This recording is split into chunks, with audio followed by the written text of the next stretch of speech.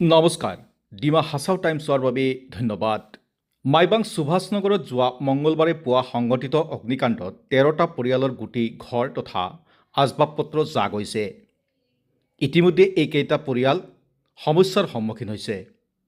অৱশ্যে ঘটনাৰ পাছতেই পাৰ্বত্য স্বায়ত্ত পৰিষদৰ CM দেৱলাল গৰলোচা, স্থানীয় পৰিষদ সদস্য মঞ্জয় লাংথাচা, মাইবাং পুৰ বৰ্ডৰ চেয়াৰমেন মঞ্জয় থাউচেন উপস্থিত হৈ ঘটনাৰ বুজ লোৱাৰ উপৰি সহায়ৰ ব্যৱস্থা কৰে।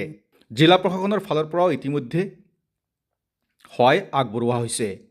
ইপিনে আজি প্ৰাক্তন EM তথা হাফলং পাব্লিক ছাৰ্ভিচ ফৰামৰ সভাপতি কুলেন্দ্ৰ দলগপুৰ নেতৃত্বত এক প্ৰতিনিধি দলে মাইবাং সুভাষনগৰৰ অগ্নিকাণ্ডৰ ক্ষতিগ্ৰস্তসকলক সাক্ষাৎ কৰি নিত্য প্ৰয়োজনীয় সামগ্ৰী তুলি দিয়ে।